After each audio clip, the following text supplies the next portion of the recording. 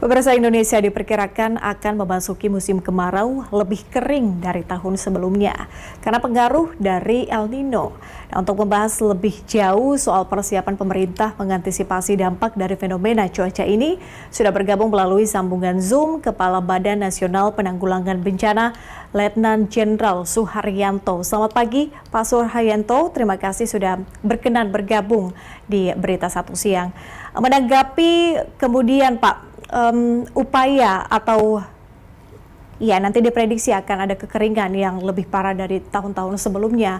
Upaya apa saja, Pak, yang kemudian sudah disiapkan oleh BNPB untuk mengantisipasi kebakaran hutan hingga kekeringan sebagai dampak dari El Nino?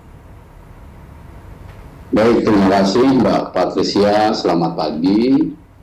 Jadi betul sekali berdasarkan prediksi BMKG atau Badan Meteorologi dan Klimatologi Geofisika Republik Indonesia bahwa fenomena El Nino ini akan semakin besar khususnya di bulan-bulan depan, ya tadi disampaikan di Agustus, September, Oktober demikian.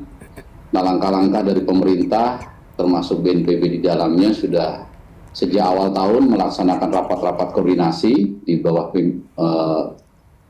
arahan para Menko dan terakhir oleh Bapak Presiden minggu kemarin. Ada dua yang harus kita hadapi dan kita pecahkan. Yang pertama adalah fenomena kekeringan. Ini melanda di sekitar Jawa Tengah, Jawa Timur, ada di NTT dan sebagian di Sulawesi bagian selatan.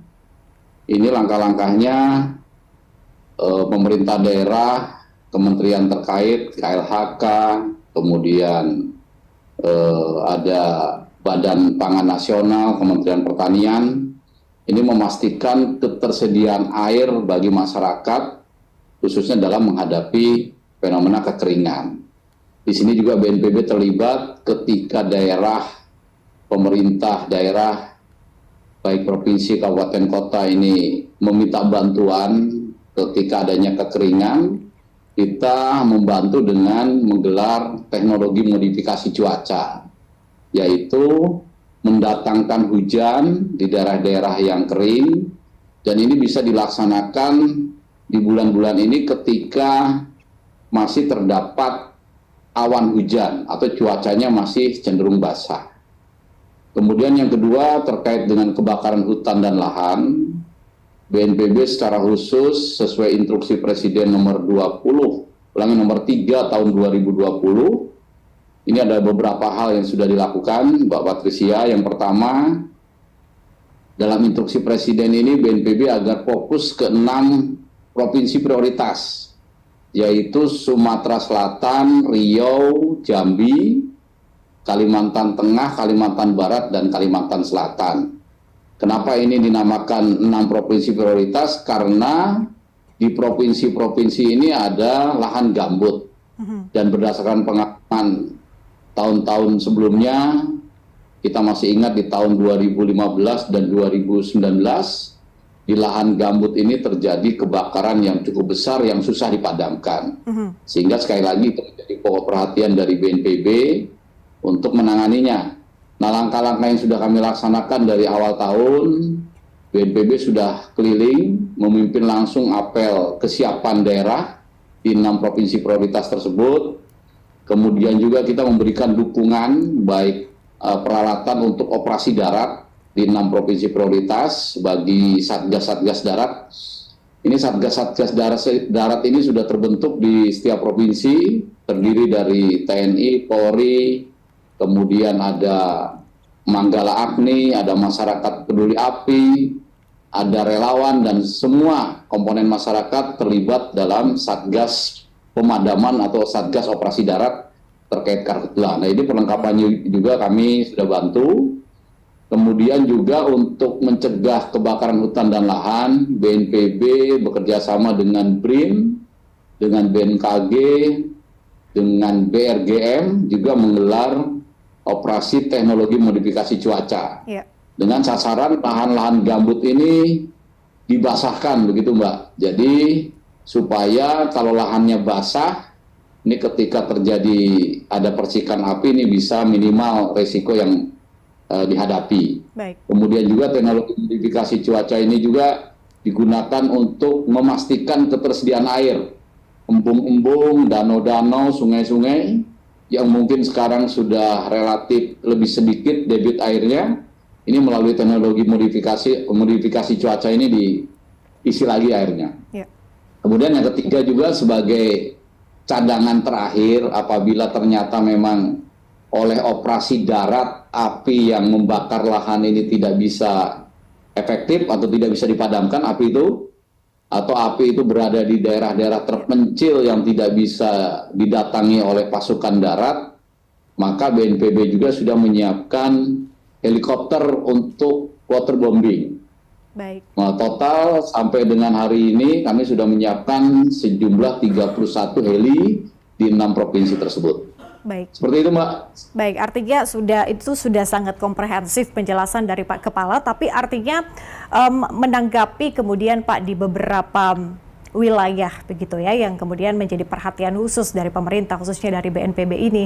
Apa kemudian hal-hal yang harus dipersiapkan? Ini dari semua stakeholder mulai dari pemerintah kemudian sampai dengan masyarakat. Apa yang perlu diantisipasi di sini? Baik, tentu saja kita semuanya harus mencermati perubahan iklim ini. BMKG juga secara rutin dan terus-menerus memberikan informasi kepada kita. Memang beberapa minggu atau 3 minggu terakhir ini kelihatan masih banyak hujan yang turun. Ini jangan tertipu, Mbak Patricia, karena hujan ini bukan akibat cuacanya basah atau tidak kering, tetapi itu ada fenomena MJO namanya, atau ada angin gitu dari regional sehingga turun hujan beberapa minggu. Tapi setelah ini prediksi BMKG cuaca ke depan sebulan ke depan 2 bulan ke depannya akan lebih kering dan lebih panas. Oke, itu di wilayah mana saja Pak Kepala, mungkin bisa dielaborasi lebih lanjut? Kalau yang dicatat oleh BNPB berdasarkan informasi dari BMKG, yang kering itu ada di Jawa, ya. Jawa ini relatif kering, Jawa Tengah, Jawa Timur, kemudian Sulawesi ini bagian selatan juga nanti prediksinya juga kering, kemudian NTT, Nusa Tenggara Timur, ya itu juga kering. Tadi kalau berita-berita dari Berita Satu kan sudah jelas tuh NTT, kemudian Jawa Timur memang sama dengan prediksi BMKG. Dan tentu saja yang rawan karhutla tadi, Sumatera ada 3 provinsi yang selama ini selalu kebakaran, ya, walaupun di luar provinsi yang 3 yang Sumatera Selatan, Jambi, kemudian Riau, di Sumatera Barat juga kemarin sempat terjadi kebakaran. Artinya walaupun ada 6 provinsi prioritas, tetapi provinsi-provinsi lain juga tidak diperhatikan begitu. Kemudian Kalimantan juga ada 3 provinsi yang menjadi prioritas, Kalimantan Tengah, Barat, dan Selatan. Tetapi Kalimantan Timur dan Utara juga ternyata beberapa waktu yang lalu juga sudah ada titik-titik api. Artinya memang semua tempat di seluruh wilayah negara Kesatuan Republik Indonesia ini harus tetap waspada dan siaga. Mulai dari pemerintah daerah memastikan ketersediaan air, ya. Dari PUPR juga sudah berupaya untuk membangun waduk-waduk. Kemudian untuk pemerintah daerah melihat, BPBD-nya juga melihat situasi perlengkapan yang dimiliki, disiapkan mobil-mobil tangki air, kalau tidak ada juga bisa meminta bantuan ke BNPB. Mungkin seperti itu, Mbak. Baik, terakhir Pak Kepala sebagai afirmasi, artinya adakah pesan khusus Pak bagi masyarakat agar kemudian dapat tetap tenang menghadapi fenomena cuaca ini, selain tadi kata Pak Kepala jangan sampai terkecoh dengan hujan yang turun akhir-akhir ini? Baik, tentu saja himbauan kami dari BNPB pada masyarakat, kita harus bersatu padu meningkatkan kesiapan dan kesiapsiagaan dari unsur terkecil, ya. Keluarga mulai masuk bulan Agustus, September, Oktober, tentu saja juga dalam penggunaan air di rumah juga ini harus waspada. Kalau sumur-sumur sudah mulai kering, itu berarti penggunaan airnya dibatasi. Kemudian juga kalau menggunakan air dari PDAM ini juga betul-betul yang sangat diperlukan.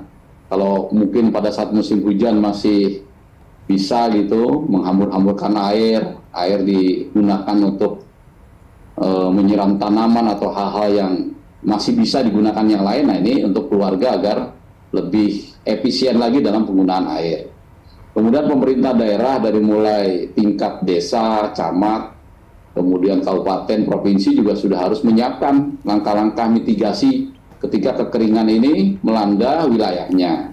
Pastikan betul ketersediaan air, sumber-sumber air dijaga betul, itu yang harus terus dilakukan.